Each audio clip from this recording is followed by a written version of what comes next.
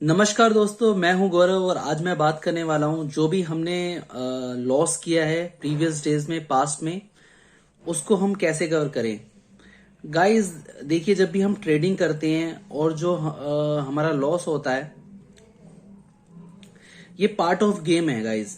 देखिए, अभी तक आपको जितने भी साल हुए हैं, महीने हुए हैं, 10 साल हुए हैं और आपने अपना कैपिटल गवा दिया है, आप बिल्कुल जीरो पे आ गए हैं, तो गाइज इस बात को समझिए, जो भी अच्छे ट्रेडर बने हैं उनका अगर आप पास जाके देखेंगे तो वो सब जीरो हुए थे।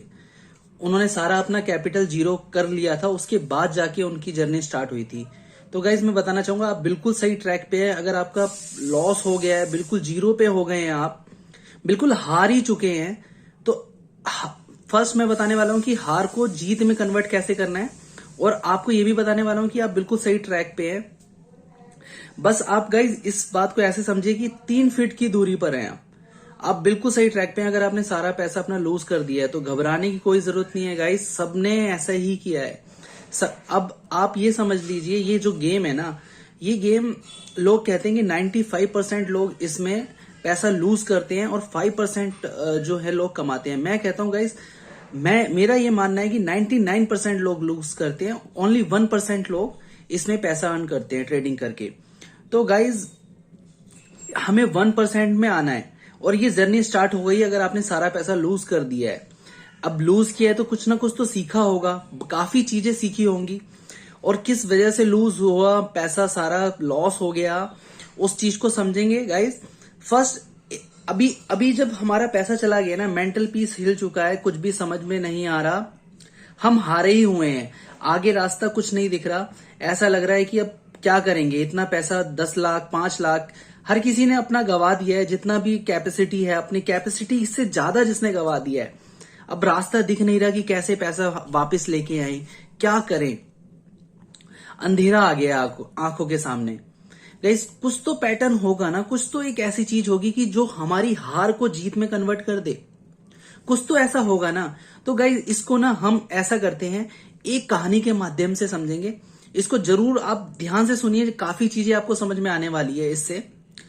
गाइस जब हम हार जाते हैं, निराश हो जाते हैं, कुछ हमें सामने नहीं दिखता, तो क्या पैटर्न, क्या चीज, एक ऐसी क्या चीज है जो बाजी पलट दे। तो गाइस इसको समझते हैं। कुछ 1000 साल पहले की ये कहानी है। दो राज्यों के बीच में युद्ध हो जाता है। दो राज्य, एक राज्य बहुत पावरफुल होता है, दूसरा राज्य बहुत कमजोर होता है। जो पावरफुल राज्य होता है वो युद्ध की घोषणा कर देता है, वो अटैक कर देता है उस पे युद्ध के लिए। तो जो कमजोर राज्य होता है उसकी सेना भी कम होती है, उसके पास हथियार भी बहुत कम होते हैं, और जो सेनापति वहां के होते हैं वो राजा से कहते हैं, हाँ, युद्ध लड़ने का कोई मतलब ही नहीं बनता, हमारी सेना भी कम है, हथियार भी नहीं है, हारना तो हमारे निश्चित ही है, हम हारेंगे ही हारेंगे, क्यों हम अपने सैनिकों को मरवाएंगे, हम तो युद्ध में नहीं जा रहे, सेनापति ने राजा को बोला। तो राजा ने कहा कि राजा ने वहां पर एक जो है बुजुर्ग बहुत समझदार था उस गांव में।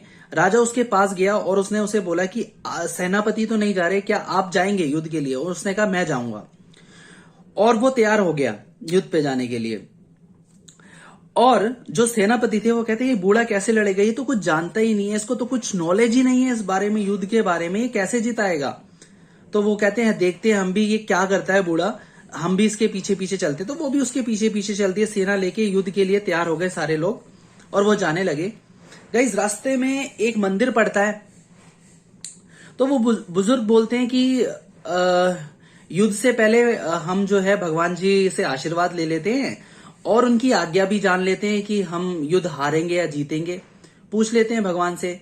तो भगवान को हाथ जोड़ के प्रार्थना करते हैं और कहते हैं, भगवान आपकी क्या मर्जी है, हमें बताइए, हम युद्ध जीतेंगे या हारेंगे। मैं ये कॉइन उछाल रहा हूं, अगर ये सीधा आ गया तो हम ये युद्ध जीत जाएंगे, और अगर उल्टा आ गया तो हम मान लेंगे कि हम हारेंगे ही हारेंगे। तो वो जो बूढ़ा है वो कॉइन उछालता है और कॉइन सीधा आता है।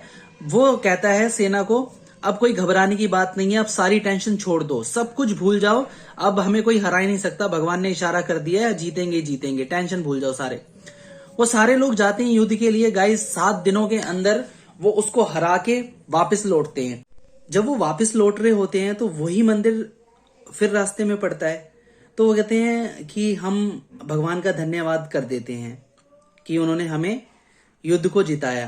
तो जब वो धन्यवाद सब सैनिक कर रहे होते हैं तो वो जो बुजुर्ग होते हैं वो कॉइन निकाल के दिखाते हैं पूरी सेना को, ये देखिए ये कॉइन सीधा था, उल्टा इसमें पार्ट था ही नहीं, वो दोनों तरफ से सीधा होता है, वो उसका बनाया हुआ कॉइन था गाइस।